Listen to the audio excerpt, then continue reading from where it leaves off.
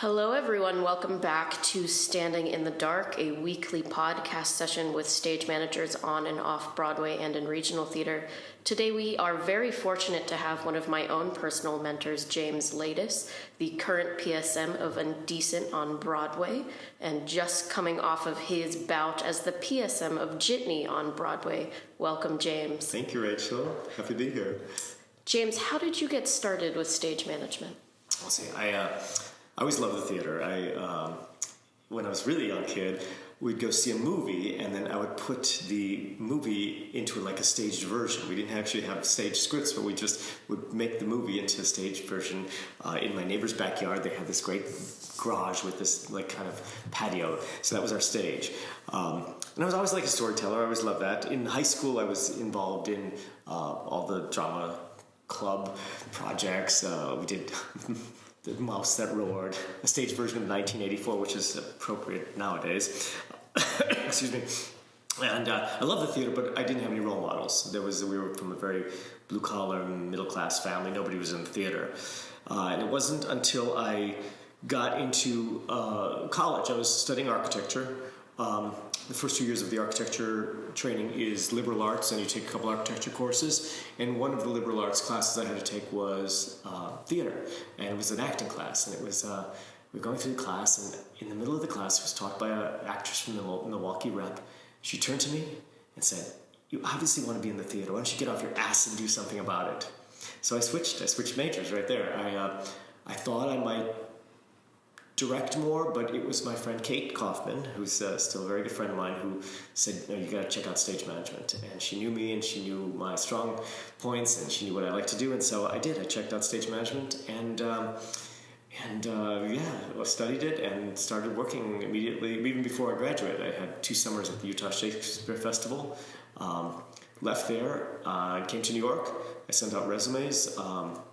One resume that I got a response from. Peter Glazer was the production manager at Manhattan Theater Club when it was still on the Upper East Side, and he called me in, and he said, "When you move here, give me a call." He said, "And you'll work for us," and I did, and it's kind of a big circle now because Jitney was produced by MTC, so it's kind of a big circle for me. What was your first big break in New York City? Well, my first big break was probably getting my equity card and doing more professional theater as a stage manager. I was working at MTC, mostly production assistant, backstage stuff, wardrobe, whatever. I stopped doing that when I was temping at the same time, and I got a gig at ABC TV. And I said to myself, I'm going to just stay there 5 years, get my stock options, get vested, and then leave. And it was the 5th year, fourth year, 4 years and like 8 months or something, and there was a March on Washington. It was a gay and lesbian March on Washington, and I was staying with an actor who I knew from college, and his husband at the time, partner, was the production manager at the Shakespeare Theater in D.C. And I was, the next morning, waking up on their sofa, and John Kingsbury said to me, he said, "Do you want to come back to theater?" And I said, "Yeah, I do." And so, he offered me a job at the Shakespeare Theater. It was a show, Beggar's Opera. So that was kind of like my first back into theater professionally. And so that was kind of like my big break, I guess. And that's the show you got your equity card on? I got my equity card on. I didn't have my equity card, and they said, "No, don't worry, we'll give it to you." So, it was a tough show. It was really kind of a not some kind of show. It was the director was really kind of abusive to the cast. Would call some of the women, tits for brains, and there was a sexual harassment grievance against him. And I remember when we opened and he left, the cast called a company meeting, invited me to it, and basically said, "The show's now yours. We're turning it over to you because we trust you, and we didn't trust him." So that was, again, that kind of gave me the confidence to maintain a show and for actors who were a lot older than me to take my notes. And you were pretty young when you called your first show, weren't you? How old were you? I was mid-20s, yeah. 20s. And you and I, we met at the Public. When was your first show with the Public Theater? So my first show at Public was 20, almost 22 years ago now. It was First I've got an interview, and they gave me a workshop. They did a thing called New Works Now, and it was called House of Lear, and it was King Lear set in the drag ball. And like Paris is Burning, and it was Mother Lear and the House of Lear, and Goneril and Regan were drag queens, and Kent was a lesbian. It was a great production. So that was my very first show at the Public, but that was again a workshop kind of thing. It's New Works Now. But my first big show was Latus and Cressida in the park, and it was 21 years ago, directed by Mark Wing Davey, and it was a crazy show. And so again, another big circle for me in my life was that last summer I did Latus and Cressida again in the park. 21 years later. And you got started pretty young. What were things you wish you knew about stage management before you got started? I wish I knew how all-consuming it was. I mean, because we as stage managers are on 24/7. When we're doing a show, we encourage actors and the crew to call us if there's a problem, if they need something. I've been called by actors to get bailed out of jail. I've been called by actors because they were sick. I've been called by actors because, a parent or a spouse or someone passed away and they had to go away. And I know that's part of the job, but it's also just how all-consuming it is with everything else. You come home from rehearsal and you got to do your paperwork and you do your blocking notes and go through emails, thousands of emails that now come. So it takes a lot of time, and it's tough to maintain friendships. My friends that are the good friends know my schedule, but there are times I can tell. I see them and they look at me and go, we never see you, because one day off, and in that one day trying to do the groceries and clean the apartment and do the laundry and have a social life and relax, and it's tough. It's tough. I think that's probably the thing I wish I knew before that. I think taking time off is important. I used to try to take a couple months off between shows. This last show, Jitney, and Indecent overlapped by 2 weeks. I was doing pre-production, but I couldn't turn one down. And this, it happened less before. It's happening more now, but it's, for good works that I can't really turn down. And you have a beautiful dog named Jersey, so I know that you try to have a work-life balance, and you go out and you walk her. And I do.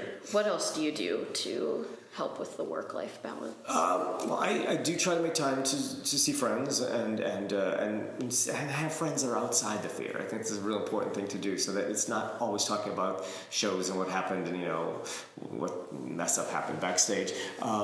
So I think it's important to have your friends that are. I have a really good friend of mine that's a public advocate, and another friend that's a fitness instructor. So I think that's good. I like to take care of myself in terms of massage and acupuncture and chiropractor and stuff like that. I do get to the gym, or try to as much as I can. And so it's kind of taking care of the body and the mind. I like to read. I try to take moments to meditate on my own. But the dog is a real good thing that centers me, because if I'm too busy working and she's ignored too much, she will come right up to me at that desk and she'll put her head on my lap and she'll bring me every toy in her toy basket. And so I suddenly look down from my computer and there's 20 toys at my feet. I'm like, okay, I think it's time for me to play with the dog. And then she causes me to play. She forces me to play, and that's a good thing, because we have to keep a playful spirit in our lives. And since I've known you, you have gone from show to show to show. You have rarely taken a vacation, and I swear you don't sleep. Where does your energy come from? From everything around me. I really try to find goodness in everything. I try to, the walk to the subway to get to work, or putting together the script. There's joyful things that can be found in all that. I do tend to have a little time for myself. I like to bake. I bake for my cast. I bake for my crews. And for me, that's a zen time. That's a little time where I have to really measure the ingredients and sit down with my spoons and my cups and make sure everything's accurate. And so it's the chemistry class kind of, but it's also zen for me. It's really zen for me, and that kind of relaxes me and puts me in a good spirit too. I listen to music. I used to go a lot more just dancing and stuff, but I yeah, I like a good dinner out. I'd like to make a dinner inside too. I like to have friends over. Every year at New Year's Eve, I try to give myself some goals, and one of them is always to have one dinner party a month. I'm 1 month off on this one, but I didn't, but it is something. It's a goal of mine to at least have one dinner party a month, and that I just enjoy that too. So with us speaking out about Zen, let's take a 180. What was the most difficult show you have worked on in your career so far? I have to say it was a one-woman show called House Arrest, and it wasn't as technically challenging, but it was personality. The actress that was in it thought it could be direct. She would direct it herself. It was a one-woman show, but they had a director that they brought in, and there was kind of a clash almost immediately. She was doing all these different characters, and she's great with different voices and great with different intonations. And the director simply said, "Well, maybe you're doing such a great job with just your voice. Maybe you don't have to change coats." And she looked at me. She started crying, and she weeping, and she ran off stage. And she said, James, I said, I'll take 10 minutes, take a 10-minute break. So I kind of ran off after her, and I said, what's the problem? And she goes, don't you see what the director's doing? She's killing me. She's killing my creativity out there. And I said, she just said, don't change coats. And she goes, that's just killing me. So she was totally upset about this. The next day I get a call from the producer saying that the director was not to be allowed in rehearsal, and that when I came into rehearsal that day, they were building this giant wall, a sliding wall, and stage manager was behind it. She knew there had to be a stage manager in the room, and she would work upstage by herself or with her acting coach. And every once in a while, she'd open the panels and say, okay, you can call the director in, and so I'd get on the phone, call the director. She would come in, she'd watch a little bit, then the doors would close, and then they would work again. And every once in a while, we'd hear like a note from behind. Okay, I'll need a book in this scene. And we'd yell back, okay. So it was more of a personality thing. We got to the theater. There was some noise backstage while she was on stage, and she called the crew. She looked at me and she said, James, could you please tell your urchins to stop making noise back there? And they were just trying to figure out the show. She was not quite well liked by the crew. But then that show ended, and I've seen her since, and she's just like my best friend in the world. So you never know. And so many times it's not about you, it's about the situations of frustration. She was not happy with the way the show was going, how it was being received by the audience. So it was a lot of frustration. It's hardly ever about us, but it was a painful one to go through. It was a really, really painful one to go through. What was your most gratifying show you've worked on so far?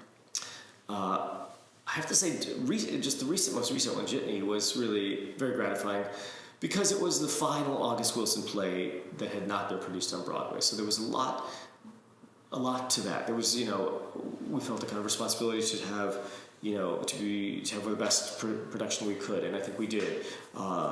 The cast was incredible. They were just the best ensemble you could imagine. Ruben Santiago Hudson, the director, I loved working with him. He's very collaborative, and just really, really enjoyed the spirit and the energy he brought into the room. Every day at the end of rehearsal, we would get in a circle and just hold hands and be thankful for the day that we had. That continued to the 5-minute call every night before the show. So always an energy, and then everybody would hug each other before the show and wish them a good show. And people that would come shadow me, they were like just amazed, like, does this happen all the time? I said, no, it's a very special show, a very special show. So, but yeah, August Wilson, it was an honor to put that show on, to hear his words and to hear the magic of his words, how lyrical they are, how much it was like Shakespeare listening to it, because you mess up an August Wilson line and you have to catch up. You take one syllable out, or you drop one word, and you're playing catch up because the words are so much like music. So it was interesting to see how that worked. But when it worked, listening to August's words were just phenomenal. I mean, I still have quotes that I think about from that show and kind of live my life by. With your long career, what are other gratifying and difficult moments you've experienced throughout your career? I did this crazy play called The Skriker by Carol Churchill. It was also directed by Mark Wing Davey. I've done a number of shows with Mark. and it was like jam-packed with everything. The script was insane because the Skriker kind of talked in, there were 3 lines, an A, a B, and a C line of this opening monologue. Jane Atkinson was the Skriker, and she was amazing because she had the Skriker's a shapeshifter from the underworld. Say that fast 10 times. So she had to morph between all these different characters. One time she was in a sofa. I mean, it was like she was the woman at the bar. She was the friendly neighbor. She was, all these different characters, an old man. And she was just amazing. But in her first thing as the Skriker, she was dressed in this cockroach costume on a armchair that had to be seated with grass. So it was a living armchair that had to live under grow lights under the stage. It had to be watered, and we tried not molding it. So this was then put on a scissor lift. And this is all below the stage. This deck is all brown. And one area, the same brown, it's craft paper brown. There was one part that was craft paper, right above her head where the scissor lift was. And so I'd start, when I got the house from the house manager, I'd start this drip of water dripping onto the stage, forming a puddle. And as soon as there was enough water on the stage, I then cued the scissor lift. And Jane Atkinson, in this cockroach costume, came bursting out of the stage and it raised up and then had to do this monologue that was insane because it was like a couple words from A, a couple words from B, a couple words from C. And she did it so well, you really followed it. But it was a not so show. There was a big party scene. There were these period costumes. There was a rain curtain that went from white rain to black rain that had to be cleaned out nightly. There were boxes, these moving boxes across the stage with plexiglass. At one time, this kind of creature threw mud at the plexiglass and it splattered all over. It didn't get into the audience. When they put in the automation, it was show motion, and we were talking after one of the tech days. He said, "You've got more automation in this small theater than Les Mis has on Broadway," because there was just so much going on in that show. What else? Oh, it was Michael Kahn, the Shakespeare, the artistic director of the Shakespeare Theater in D.C., came to see the show one day, and I saw him afterwards, said hello, and he just looked at me and goes, "Did George Wolfe never say no to this?" Because it was like the money was, you could see the money being spent on it. It was an amazing piece. That was a really amazing piece. It was like, another high point in my career. Tons of cues to call, tons of people to manage. A sad thing was that, I don't know if we talked about this last time, but Lincoln Center came to tape it. And Jane's performance was amazing. And there was one actor, one chorus actor that would not sign the rider. And we didn't have any understudies. And he did too much in the show. I mean, they were trying everything. At one point, the director from Lincoln Center said, "Well, James, can't you do it?" The block. I'm like, and then who would call the cues? Because there was nobody had been trained or anything. So it never got taped for Lincoln Center, which is a very sad thing, because the play is, I don't think it's done often, and Jane's performance should have been captured.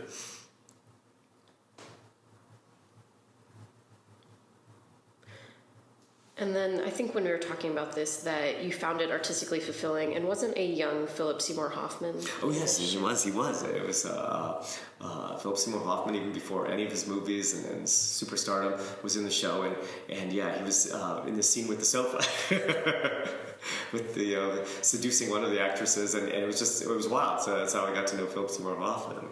So yeah. I do tend to do a mix. I try to do a mix of Broadway and off-Broadway.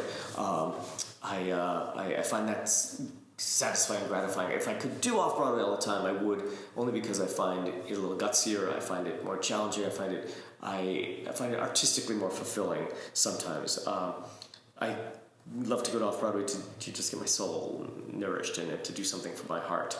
Luckily, Jitney and Indecent are two plays that are nourishing me and my spirit, my soul also, and being on Broadway. But yeah, I do like to. If I could work at a place like the Public all the time and pay my bills, I would do it. But off Broadway doesn't pay as much, and so you can go and do a Broadway show to bring up the bank account a little bit. Then you can go back and do some off Broadway stuff. Commercial theater is what sells. Jitney found an audience, and we were selling out, and I hope they move it. I've been on some plays incredible plays. Virginia Woolf, the last time it was on Broadway, with Tracy Letts and Amy Moore. Amazing production. They were brilliant. And it just couldn't sell tickets.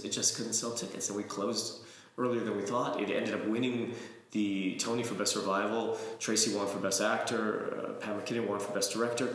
But it's Broadway will only stay open if it sells. We were, the theater invoked the stop clause because it went below the amount one week, and we were closed down. So that's kind of a sad thing. And you're just constantly reminded when you're working on Broadway that it's commercial, and they have to sell tickets, and they're about making money. I tend to do theater because we're storytellers. I think we all, the actors, stage managers, crew, everybody, we're storytellers. That's what we do. We're telling a story. I never say places for the top of the show. I always say places for the top of our story, because I want to remind people that we're out there telling a story. And this story, we're telling it nightly, but this audience, for them, it's the first time. And it's the one thing I like to remind actors every once in a while as we're going through a long run, is that this is the first time they're hearing it. You may have done it 600 times, but they're hearing it the first time. So you've got to find that something new, find that something fresh to keep in there, because that audience, this is the first time they're hearing those words. You can't gloss over anything. With everything that you've done so far, where do you find the future of stage management is moving towards? What do you think is in store for the future of stage management? Well, I'm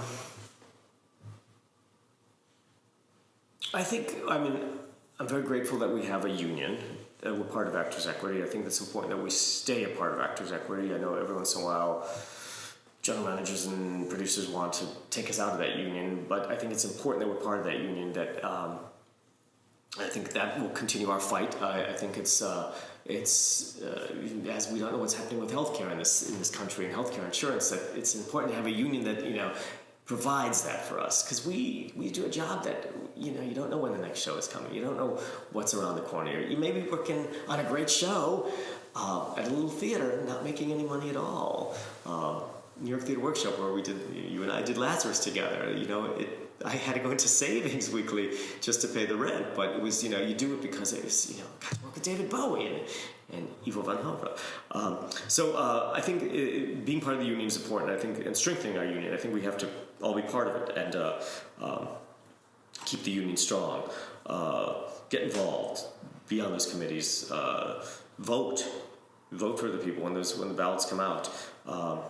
Keeping a louder, stronger voice in our union, and then having our union have a louder and stronger voice in the community. Right now, Kate Schindler wrote an amazing letter and had that speech after the threatening of the cutting of the NEA budget.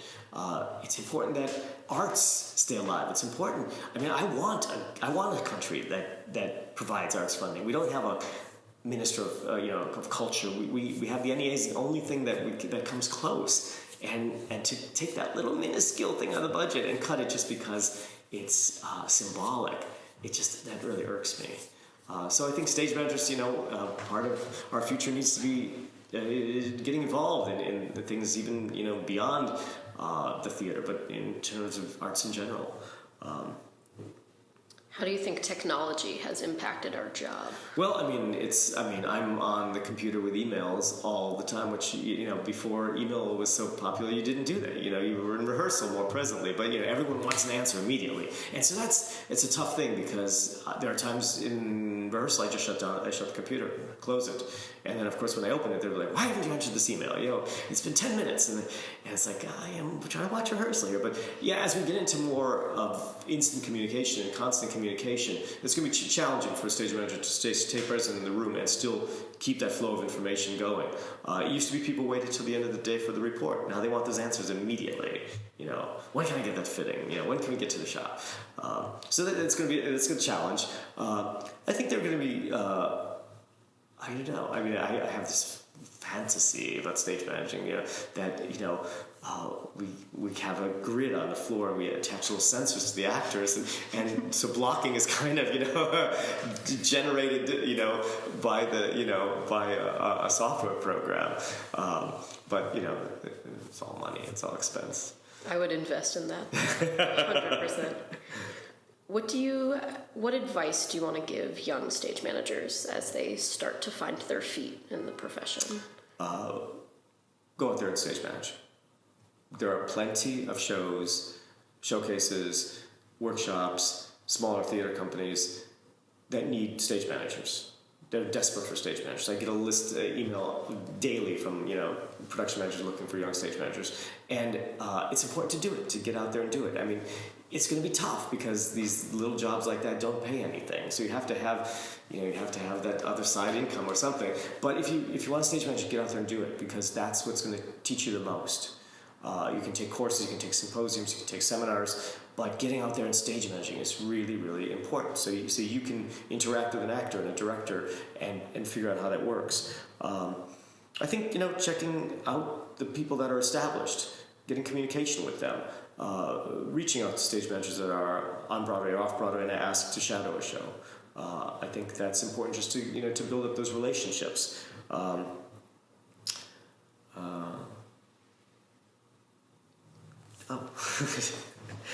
Take psychology courses. One of the jobs, our most important job, is to be that person that calms people's nerves and their emotions.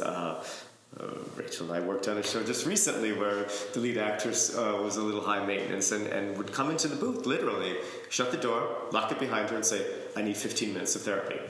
And I was her therapist, and we just, we'd sit there and chat. And so having an understanding of psychology is important. I mean, it was something that we had to take in college when we did our stage management training. And I just think it's so important, because most of our job, 80%, is dealing with the people, the personalities. The rest, anybody can call cues, anybody can learn how to call cues, but it's like dealing with, how do you deal with that big star? How do you deal with their needs, their insecurities? How do you make them feel happy, and how do you make the rest of the company feel like part of a family? And that's that's a good part of our job. And creating companies is important. I mean, it's you got to make it fun for people to come to work each day, especially in the long run.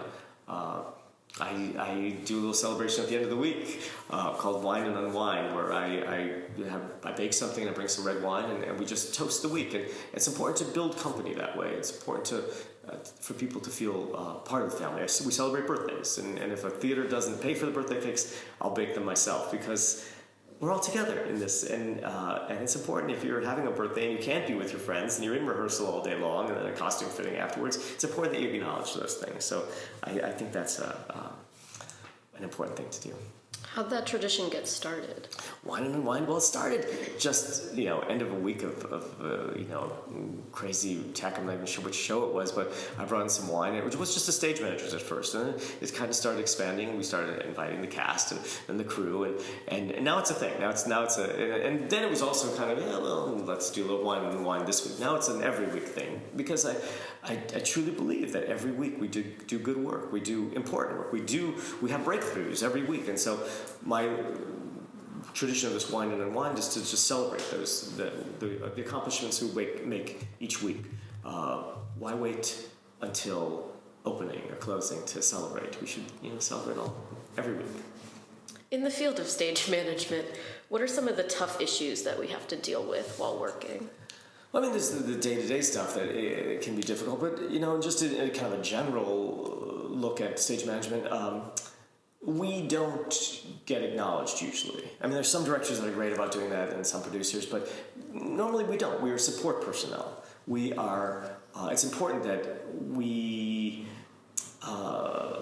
do our job with grace and happiness, but a lot of times we don't get the applause that the actors get. We don't get that kind of acknowledgement. When you watch a ballerina dancing, you don't want to see a ballerina that's dancing and sweating out there. You want to see a ballerina that's beautiful and just doing her turns and it looks totally effortless. And that's kind of what stage management is. If the show was running perfectly, you shouldn't know that there's a stage manager doing it. It should just be running. People say, well, there shouldn't be a Tony, there shouldn't be awards for stage management. I'm like, no, because if we're doing a good job, you wouldn't notice. It should just run seamlessly. I had an assistant once that it was about her, and the cast spoke to me about it, because it wasn't about her supporting the work in the process. It was about, she'd come in with a bad day, and it was all about her. And for that, you just can't have it as a stage manager. You have to kind of, if you're in a lousy mood, you have to come in and put on that happy face. You've got to leave what happened at home behind you, because that group of people in that room is looking for dad or looking for mom, and they want that kind of support. They want somebody to say it's all going to be good. They want somebody to be calm. They want somebody that they can ask questions of, and you don't get panicked or frustrated. And that's all about us. So it is that kind of parental unit in this this group of people that are playing for a living. With that attitude of a team and the mom and dad, what do you look for in a stage management team when you assemble one? My first thing I'm looking for is personality. We're going to be spending a lot of time together. We're going to be in the cramped little office. We're going to be on top of each other. It's personality. How do we react to each other? What I tend to ask. It's not something that would either make me hire somebody or make me not hire somebody, but I do ask, do people have a hobby? Do you do something outside of stage management? I like to know that in an interview. Anybody can do paperwork. Anybody can, some people better than others, but anybody can really do paperwork. It's how that paperwork is integrated with the rest of the team. How I like my whole team to look at the report and look at the schedule, and I want people's input. From myself down to the intern. I want everybody to take a look at that stuff and be part of that. And so for me, it's personality, how that person's going to react with the crew, how this person's going to react in a situation of tension. Sometimes I ask people, if they were in a tricky situation, how would you do it? I used to, sometimes when I would teach classes, I had index cards, and I would get the worst possible scenarios from different stage managers and have my index cards. In the class, I would go through, okay, you're in the middle of this show, and the back wall starts to fall. What do you do? How do you, when your actress has a heart attack, or backstage, or they think is having a heart attack, what do you do? This summer, one of our actors tore an Achilles tendon in the middle of the show. I was ready to pick up the gun, like we didn't have an understudy ready, and to call the show, and then he came out in the next scene hoisting a keg of beer. So, it's how do you react, and I want stage managers on my team that are proactive. I like people to jump in and do stuff. I want to be told what's going on in terms of emails and correspondence, but in the room, if you see a prop that's fallen, get up there and change it, fix it. Don't wait for me to go pick that up. So yeah, I'm looking for that. I talk to people a lot about, and just try to get a feeling of who they are rather than what they know.